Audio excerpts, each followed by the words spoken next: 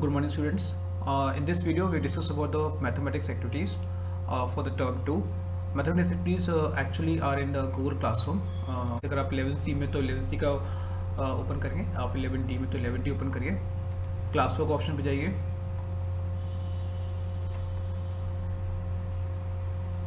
And class work option में बिल्कुल starting में ही आपको मिल जाएगा मैथमेटिक्स एक्टिविटीज़ टर्म 2, राइट।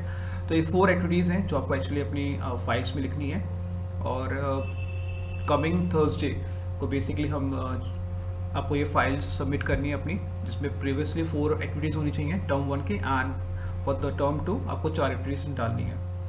ये कंप्लीट आपको एक्टिविटी लिखनी है। जैसे if I go with activity 5, this is activity to construct different types of phonic sections, और कोनिक सेक्शन आपका एक टॉपिक है टर्म 2 के अंदर, उस पर ही बेस आपकी एक्सरसाइज है। सो थोड़ा सा एक्सप्लेन कर लेता हूँ कि क्या क्या चीज़ें आपको बेसिकली आपको फाइल्स में लिखनी है, और कौन सी कंटेंट जब मैं आपको बुलाऊंगा थर्सडे को, तो कौन कौन सी चीज़ आपको एक्टिविटी परफॉर्मेंस करते समय नहीं लिखनी है। सो यहाँ पे एक्टिविटी 21 लिखा है, बट आप फाइल में एक्टिविटी नंबर 5 लिखोगे। ऑब्जेक्टिव आपको लिखना है, मटेरियल रिक्वायर्ड आपको लिखना है, method of construction, the complete figures, ये जो आपका प्लेन साइड ऑफ पेज होता है आपके फाइल का, वहाँ पे से ड्रॉ करिएगा। और अगेन 1 2 3 4 जितने भी आपको दिए सारे पार्ट्स आपको लिखना है। आप चाहो तो एक फिगर 21.5 को इग्नोर कर सकते हो, आप ये वाली फिगर ड्रॉ करने की कोई ज़रूरत नहीं है। Demonstration complete, and then observation, again पूरा का पूरा observation and applications. So observation के अंदर से यहाँ पे 21.2 अगर हम जाते हैं फिगर पे, 21.2 दिस इज़ अ फिगर। तो बेसिकली अगर आप देखो, ये ऑलरेडी हम पेपर जो मैंने आपको चैप्टर पढ़ा था एक्सप्लेन कर दिया था। सो मान लीजिए आपका कोन आपको दिया है, आप प्लेन के पैरेलल अब से कट करोगे, यू गेट अ सर्कल, ठीक है। प्लेन के एंगल यानी जो एक्सिस के अलॉन्ग अगर आप कट करते हो with in a particular angle, acute angle, you get an ellipse. आप एक पर्टिकुलर कोन को कट करते हो विद अ कंप्लीट कोन को साइड से पूरा को कट करोगे, you get a parabola. So 12.2 is figure for circle, 12.3 is for ellipse, 12.4 is for parabola. So observations पे अगर हम जाते हैं तो आप लिखोगे the transparent plane sheet is parallel to the base and the section obtained is your, in this case is called circle. Again 21.3, the plane sheet is inclined to the axis, the conic section obtained is your ellipse. The plane sheet parallel to the 21.4 figure, yeah 21.4 is parallel to the plane, या फिर inclined axis हम बोल सकते हैं, and the conic section so obtained is a parabola. Because हम 21.5 figures को नहीं बना रहे, तो आपको ऑब्जर्वेशन 4 को लिखने की भी कोई ज़रूरत नहीं है।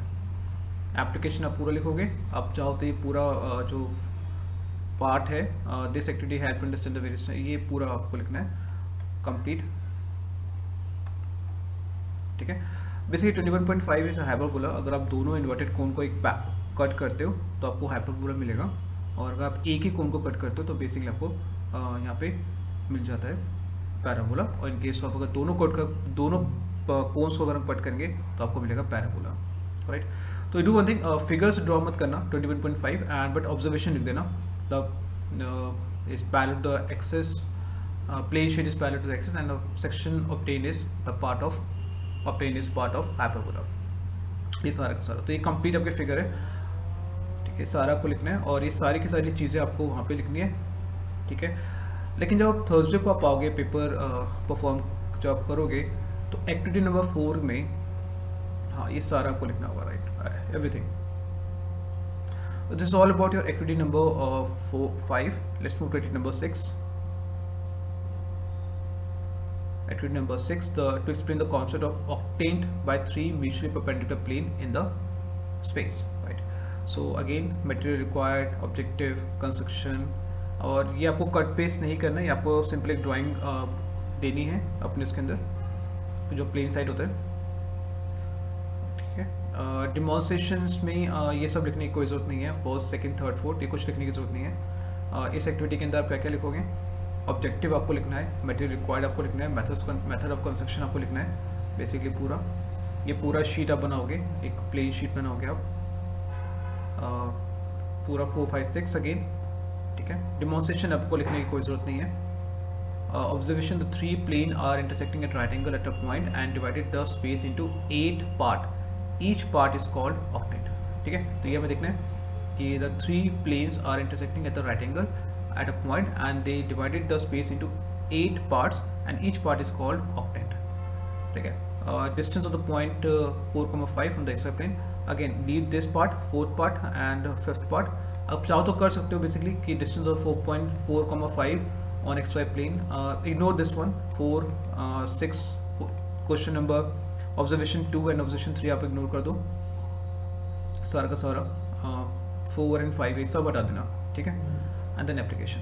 तो यहाँ पे इसमें काफ़ी कम काम करना है आपको एक्टिविटी नंबर 6 में ऑब्जेक्टिव लिखना है, मटेरियल रिक्वायर्ड लिखना है, मेथड ऑफ कंस्ट्रक्शन आपको लिखना है। Only 1, 2 and 3 part and then ignore this 4, 5 and 6, ये भी आपको लिखने की कोई ज़रूरत नहीं है।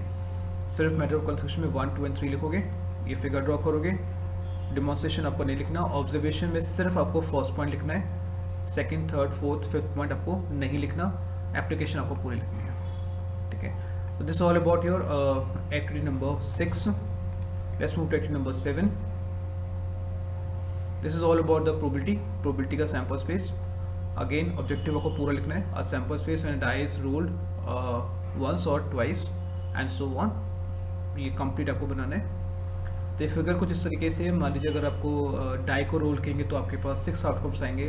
अगर हम डाई को 2 बार रोल करेंगे तो मान लीजिए आपने डाई को 2 बार रोल किया, साइमल्टेनियसली रोल किया, तो लेट्स से फर्स्ट डाई पे 1 आ गया तो सेकंड डाई पे 6 आउटकम्स आ सकते हैं। फर्स्ट डाई पे 2 आ गया तो सेकंड डाई पे 6 ऑप्शंस आ सकते हैं। थर्ड डाई पे 3 आ गया तो फर्स्ट डाई पे सेकंड डाई पे आपके 6 आउटकम आ सकते हैं and so on. On the basis of this आपका सैंपल स्पेस पूरा रेडी हो जाएगा। सो अगर आप देखिए, अगर हम फर्स्ट डाई को रोल करते हैं, लेट्स से अगर मैं फर्स्ट डाई को रोल कर रहा हूँ तो आपके 6 आउटकम्स आ रहे हैं 6 की पावर 1।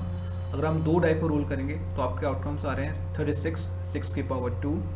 सेम वे ये एक फॉर्मूला बन जाता है कि अगर हम डाई को बेसिकली 3 बार टॉस करेंगे तो आपका फॉर्मूला बनेगा 6 की पावर 3 और 4 बार करेंगे 6 की पावर 4। तो ये आपके ऑब्जर्वेशन आ गए। The number of element in a sample space when a die is thrown once 6 की power 1, thrice 6 की power 3, 4 times 6 की power 4, right? 6 की power 1, 6 की power 2, 6 की power 4 में ही आंसर छोड़ना है, उनको सॉल्व आपको नहीं करना है।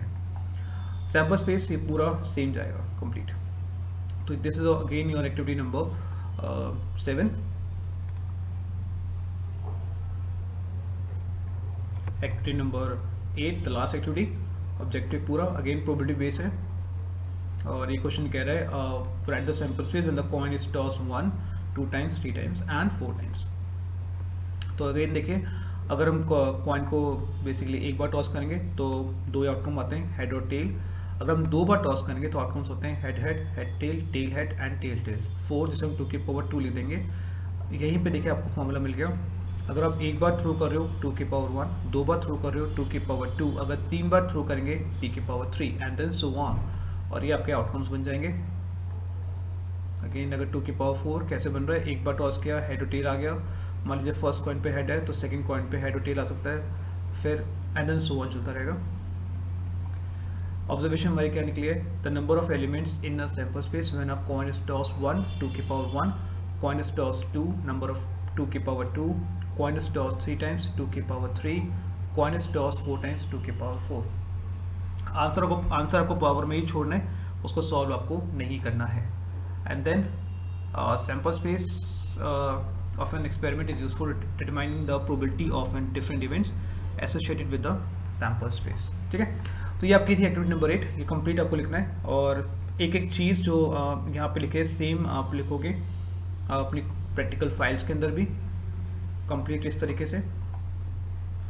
और इन चारों एक्टिविटी में से कोई भी एक एक्टिविटी मैं आपको दूंगा थर्सडे को करने के लिए, और थर्सडे को अपनी फाइल सबमिट करनी है। फाइल पे आपका ब्लू कलर का कवर होना चाहिए और ऊपर आपका स्टिकर, आप जिसमें आपका नाम, आपकी क्लास और आपका एग्जामिनेशन रोल नंबर लिखा होना चाहिए।